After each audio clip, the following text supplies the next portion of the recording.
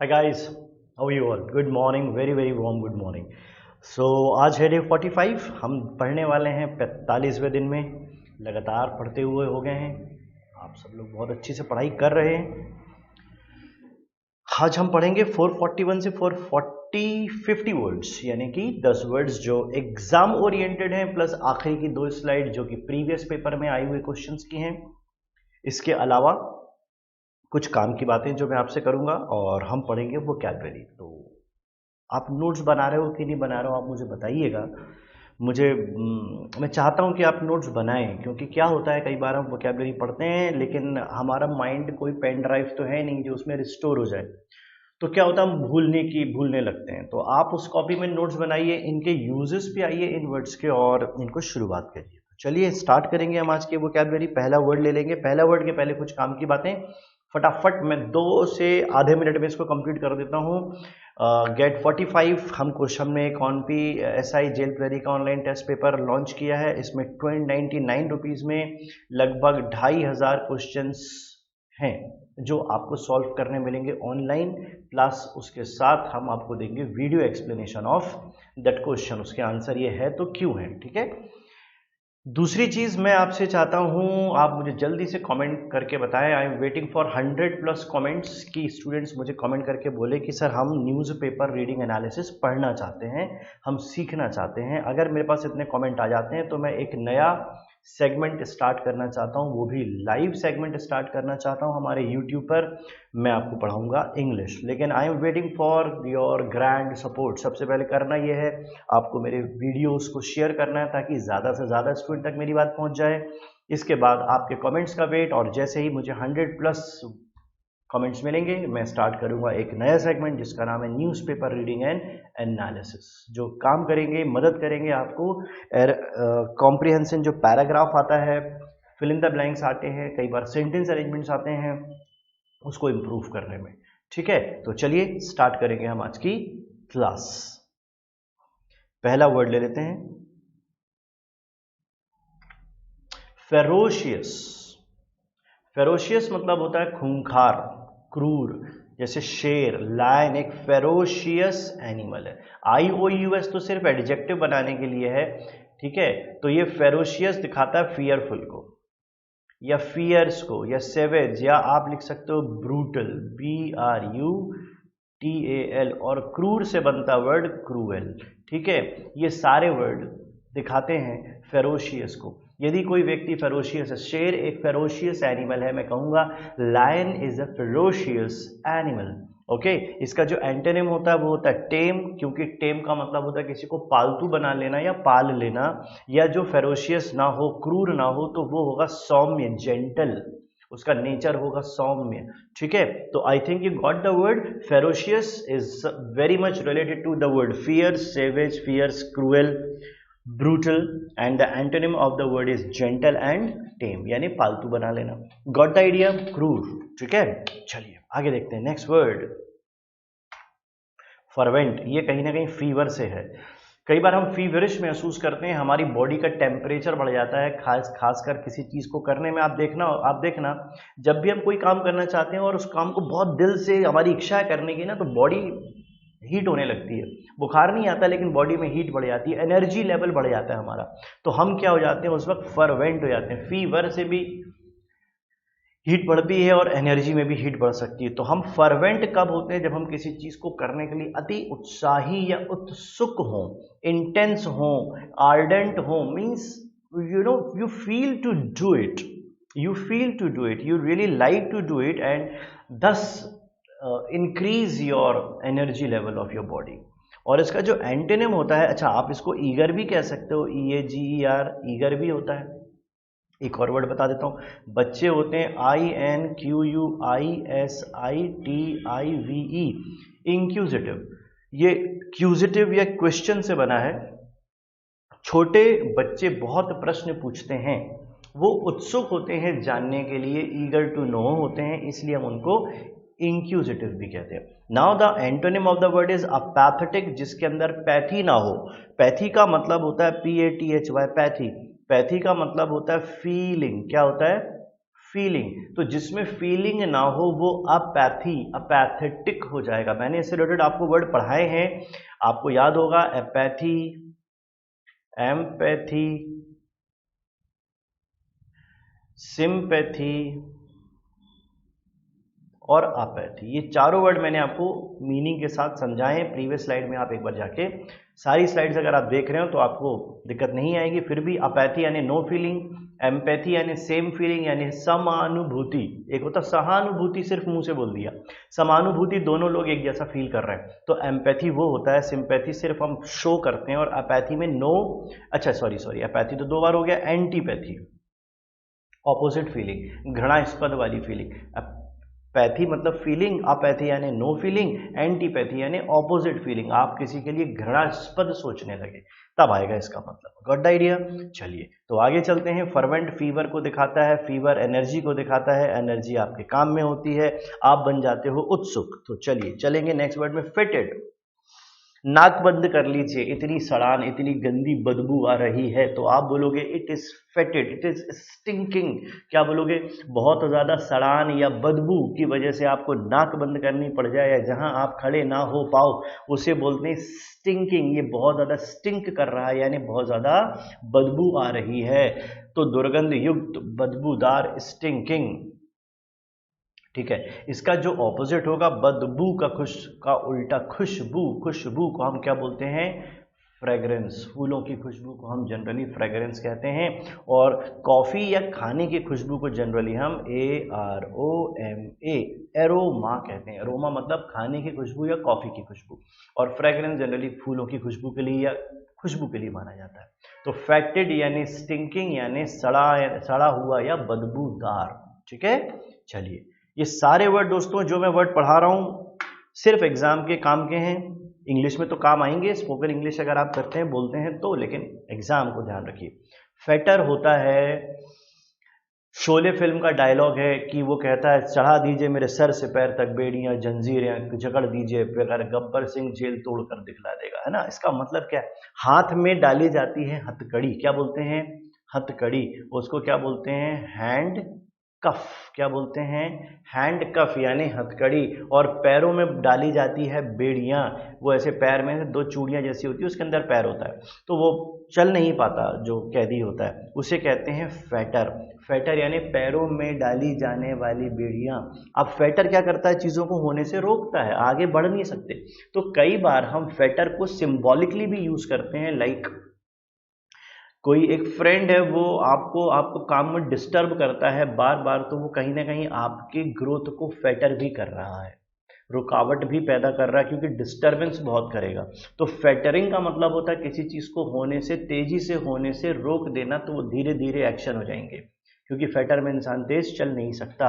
तो हम इसलिए इसको क्या बोलते हैं? रिस्ट्रेन। रिस्ट्रेन करने का मतलब भी होता है रोक लगा देना या किसी चीज को रोक देना। English is Fetter for you, क्योंकि आप एग्जाम तो सिलेक्ट होना चाहते हैं लेकिन इंग्लिश कमजोर कड़ी बनी हुई है, वो ये मैं कोशिश कर रहा हूं कि सुधार दूं। तो इंग्लिश फेटर ना रहे, बेड़ियां तोड़ दीजिए, ठीक है, उसको रेस्ट्रेन ना रहे, आप उसको अनचेंड कर दें, उसको खोल दीजिए, फ्री कर दीजिए, लिबरेट कर दीजिए। ये इसके ऑपोजिट हो गए। फेटर मतलब रोक देना, फ्री यानी फ्री कर देना, या लिबरेशन लिबरेट कर देना। जैसे स्टैच्यू ऑफ लिबर्टी, आपने नाम सुना होगा, जो अमेरिका में है। लिबर्टी मतलब आजादी की मूर्ति, है ना, स्टैच्यू। ये होता है इसका एंटोनिम। आइए चलेंगे नेक्स्ट वर्ड पे। The word is fiasco. Complete failure. Fiasco या ना मतलब किसी चीज का पूरी तरह विफल हो जाना। कोई भी चीज कई बार हम शुरू करते हैं नई चीजें, तो वो हम कई बार उसमें फेल हो जाते हैं। तो जैसे east India company a complete fiasco, ये एक उनके लिए फियास्को साबित हुई। या किसी व्यक्ति ने कोई इंडस्ट्री अभी अभी लगाई होगी कोरोना के जस्ट पहले, मान लेते हैं किसी ने जनवरी में कोई इंडस्ट्री लगाई, उसके बाद कोरोना आ गया और फिर पूरी दुनिया में वैश्विक महामारी फैल गई। अब वो उस इंडस्ट्री में उसने लगाने के लिए न जाने कितनी मेहनत की होगी, ज़मीन ली होगी, फैक्ट्री होगी, मशीन लगाई होगी, वर्कर एम्प्लॉय किए होंगे, लेकिन उसके बाद लॉकडाउन हो गया, जब से उसकी फैक्ट्री बंद है, तो वो तो उसका इन्वेस्टमेंट हो गया ना, फेलियर हो गया ना। अब पता नहीं कब ओपन होगा, या हो सकता है वो उसने जिस चीज़ की इंडस्ट्री डाली हो वो अब यूज़ में भी आएगी कभी की नहीं आएगी, ये भी हो सकता है। सरकार ने कुछ नियम ही चेंज कर दिए, प्रोडक्ट ही यूज़ नहीं होंगे अब, या मान लेते हैं कि चाइना का ही किसी ने, चाइना से बहुत सारे हम मोबाइल और ज़माने भर की चीज़ें मंगाते थे, किसी ने अभी फैक्ट्री डाली होगी चाइनीज़ प्रोडक्ट की। अब लड़ाई झगड़े शुरू हो रहे हैं दोनों देशों के बीच में, तो चाइनीज़ प्रोडक्ट तो अपन वैसे भी बैन कर रहे हैं, अपन को क्यों लेना उनके प्रोडक्ट। अब किसी ने फैक्ट्री लगा ली होगी तो उसका तो नुकसान होगा बेचारे का, तो कहीं ना कहीं वो फियास्को में तो चला जाएगा ना। दैट इज कॉल्ड फियास्को, यानी कंप्लीट फेलियर, पूरी तरह से फेल हो जाना, असफल हो जाना। एंटोनिम क्या होगा इसका, क्योंकि आप फेल हो तो आप सफल भी होगे, सफल हो तो सक्सेसफुल हो जाओगे। तो सक्सेसफुल का उल्टा फियास्को और फेलियर, फेलियर का उल्टा सक्सेस।